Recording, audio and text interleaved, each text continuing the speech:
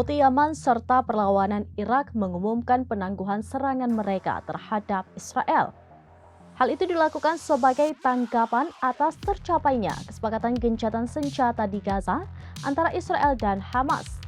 Dikutip dari Tribunnews.com pada Jumat 17 Januari 2025, penangguhan operasi militer ini dilakukan sebagai bentuk solidaritas atas penghentian serangan militer Israel atau IDF di Palestina.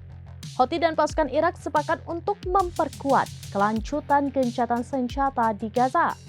Pernyataan itu disampaikan oleh Akram Al-Ka'abi, Sekretaris Jenderal Gerakan Nujaba, dalam sebuah pernyataan yang diterbitkan pada Rabu 15 Januari.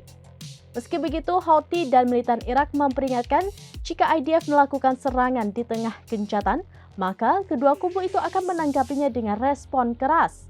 Mereka bahkan mengaku telah menyiapkan rudal serta pesawat tak berawaknya jika IDF menyalahi kesepakatan. Seiring dengan itu, juru bicara Ansarullah Yaman Abdul Salam juga memberikan peringatan kepada Israel. Abdul Salam menyebut Israel sebagai entitas yang berbahaya bagi rakyat Gaza sehingga harus terus diwaspadai sampai kapanpun.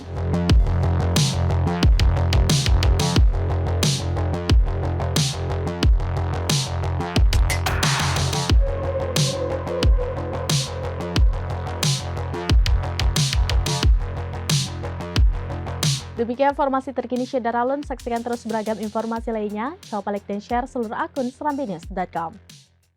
Download Tribun X sekarang. Menghadirkan lokal menjadi Indonesia.